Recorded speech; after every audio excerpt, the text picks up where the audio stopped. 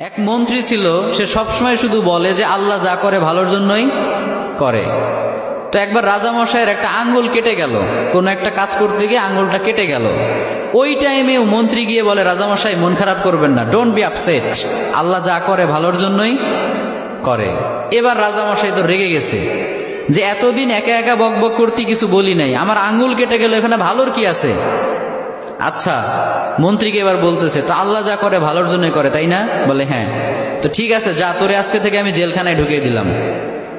আল্লাহ যা করে ভালোর জন্যই করে, তার মানে জেলে যাওয়াটাও তোর জন্য ভালো। ঠিক আছে, যা, তোর মন্ত্রিত্বও কেড়ে নিলাম, জেলখানায় ঢুকিয়ে দিলাম। মন্ত্রী এবারও বলে, সমস্যা নাই, আল্লাহ যা করে ভালোর জন্যই করে। তো এবার রাজামশাই আরেকটু রেগে গেছে যে পানিশমেন্ট দিতে চাইলাম, উল্টো দিকে আমাকে নিয়ে ঠাট্টা করে, ভালো লাগতেছে না, কি করবে? রেগে মেগে কয়েকটা লোক নিয়ে, তার সাঙ্গপাঙ্গ যারা আছে ওদেরকে নিয়ে জঙ্গলে চলে গেছে শিকার করার জন্য। কি করার জন্য? পশু শিকার করার জন্য। তো পশু শিকার করছে করছে, ইন দ্য মিন টাইম কয়েকটা লোক তাদের উপর হামলা করলো। এরা হলো জঙ্গলি মানুষ, এদেরকে কি বলে? জঙ্গলি মানুষ, বুঝতে পারছেন? মানে এরা জঙ্গলি, ওদের ওপর হামলা। এই হামলা দেখে বাকি যারা ছিল রাজামশাই বাদে সবগুলো ভৌ দৌড়, এক দৌড়ে পলাই। চাচা আপন প্রাণ বাঁচা, নিজে বাঁচলে বাপের নাম, রাজামশাই মরলে মরুক, আমরা বাঁচি। আর রাজামশাই তো সুখে শান্তিতে বসবাস, দৌড়ানোর প্র্যাকটিস নাই। ওই আল্লাহর বান্দা একটু দৌড় দিতে না দিতে ধরা পড়ে গেছে। আর অন্যদের তো হেঁটে দৌড়ে অভ্যাস আছে, ওরা পালিয়ে গেছে। এখন রাজামশাইকে সবাই ধরে নিয়ে চলে গেছে এক জায়গায়। আসলে রাজামশাইকে তারা নিয়ে গিয়েছে জবাই করার জন্য। কি করার জন্য? তাদের বিশ্বাস মতে প্রত্যেকটা বছর তারা তাদের দেবদেবীর উদ্দেশ্যে একটা করে মানুষ উৎসর্গ করে।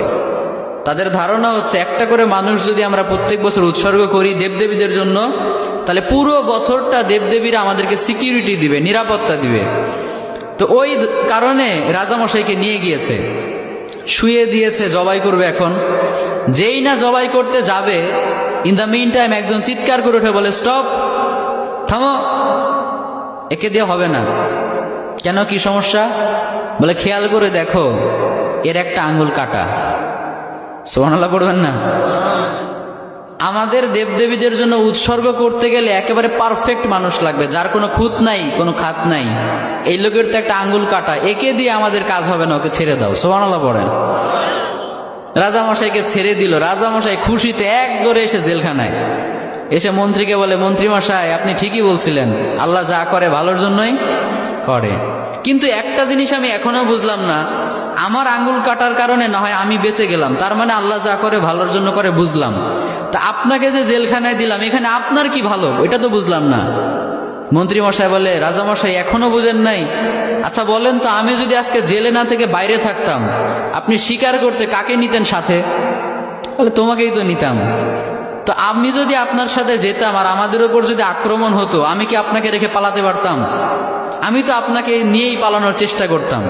ফলে দুইজনে যদি ধরা পড়তাম, আপনার আঙ্গুল কাটার কারণে আপনাকে তো ঠিকই ছাড়তো, কিন্তু আমারে তো কোপা সামসু কোপা, কারণ আমার তো শরীরে কোনো খুঁত নাই।